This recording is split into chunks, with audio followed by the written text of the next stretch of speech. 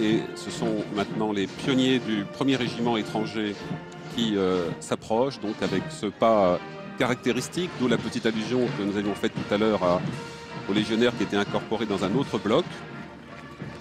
Et donc les pionniers avec cette tenue de tradition, le tablier de sapeur, et dans ce corps sont représentés tous les métiers du bâtiment. C'est vraiment la tradition des légionnaires bâtisseurs d'antan qui s'approchent de la tribune présidentielle. Et toutes les autorités sont évidemment debout pour assister à ce défilé. De pas très particulier. Oui, beaucoup plus lent. Voilà, qui donne beaucoup de force aussi, le sentiment d'avoir affaire à des troupes anciennes, solides. La Légion étrangère qui a été créée en 1831 sous la monarchie de Juillet et qui accueille donc des soldats qui viennent du monde entier. Voilà, oh là, ça voltige. Voilà, et donc on verra quand le général Bonodari, qui est un légionnaire, son cœur doit battre plus vite. La Légion étrangère, c'est sa famille.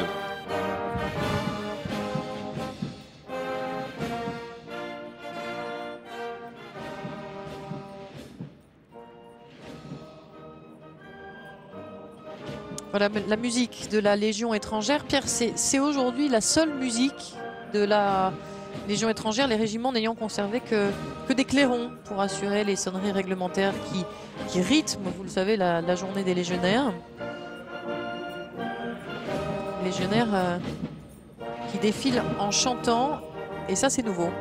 Oui, donc c'est la 4e unité à chanter. Le chant dans les armées, c'est un moment de cohésion, c'est chanter à l'unisson, être ensemble.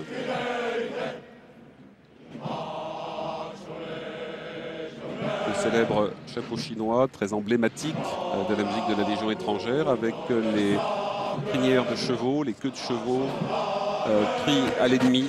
C'est toujours un moment très particulier, et on le rappelle encore une fois, on le voit bien, hein, la Légion ne se sépare pas devant le président de la République. On va vous laisser profiter un peu de cette image.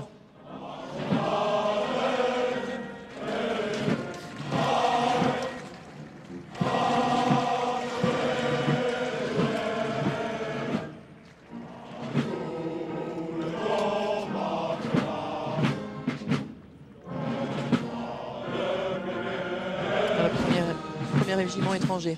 Le 1er régiment étranger va suivre dans quelques instants à l'écran, avec à sa tête le colonel Alban Descourtilles, que j'ai bien connu en Côte d'Ivoire il y a quelques années. Je rappelle pour les téléspectateurs qui l'ignoreraient que vous êtes colonel de réserve, mon cher Pierre. Voilà, et j'ai servi avec ce colonel qui n'était que commandant au sein de la force Licorne. Colonel Alban Descourtilles. Voilà, ce régiment est le premier né des régiments étrangers. Oui, et donc il est à Aubagne, et c'est là où se trouve, je dirais, le recueil des traditions et des grands symboles de la Légion étrangère. C'est la maison mère, en fait. C'est la maison mère, la main du capitaine d'Anjou, qui s'est illustré à Cameron, au Mexique, se trouve là-bas à Aubagne. Ce sont des unités où la force des traditions est extrêmement forte. Mais ils combattent aussi quand même. Absolument, ce sont des combattants extrêmement aguerris. Et là, vous voyez tout de suite derrière le 1er régiment étranger, le 4e régiment étranger, qui fait bloc avec ses camarades d'Aubagne. Eux, c'est Castelnaudary, régiment d'instruction de la Légion étrangère, qui assure une double mission, donc instruction pour les jeunes engagés, et puis c'est également une école de formation des cadres, élèves caporaux, élèves sous-officiers, chefs de groupe d'infanterie. C'est une sorte de grand lycée de formation pour la Légion étrangère. Le képi blanc, Marie, ça vient de très loin, ça vient des campagnes outre-mer, quand les légionnaires avaient l'habitude de mettre sur leur képi d'infanterie bleu marine une sorte de manchon blanc ou gris, plutôt gris, kaki et qui avait tendance à déteindre avec le soleil. Et plus ce képi était blanc, plus on voyait qu'il appartenait à un soldat extrêmement aguerri. Voilà la fanfare régiment de cavalerie de la garde républicaine. C'est une partie un peu plus délicate maintenant du défilé.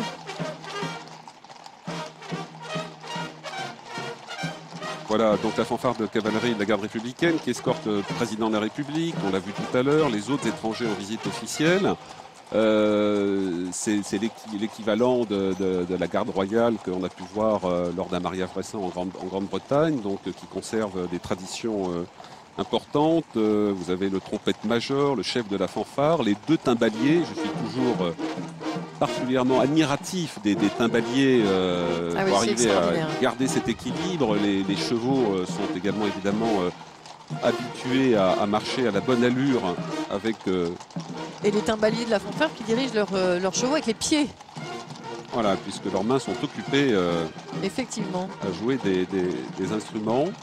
Et en plus, les musiciens jouent au trot enlevé alors que le régiment de cavalerie défile lui assis. Ils sont les seuls au monde à pratiquer l'exercice que vous venez de décrire. Hein. Absolument, et donc ils vont être suivis par le régiment de cavalerie de la garde républicaine qui se trouve au quartier des Célestins à Paris pour le premier escadron et au quartier Carnot pour le deuxième et le troisième escadron. Date de création 1802. Encore une création de Bonaparte, premier consul.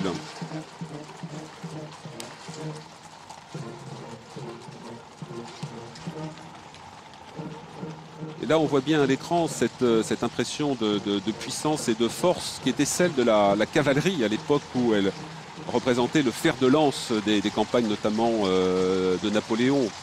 Il faut imaginer ces rubans d'acier décrits par Victor Hugo, composés par ces cavaliers, ces cuirassiers qui chargeaient sabre clair. Donc aujourd'hui, c'est dans une fonction beaucoup plus honorifique, mais il n'empêche que c'est un tour de force. Et il faut arriver à maîtriser son cheval, ce qui n'est pas simple. Il y en a quelques-uns parfois qui se cabrent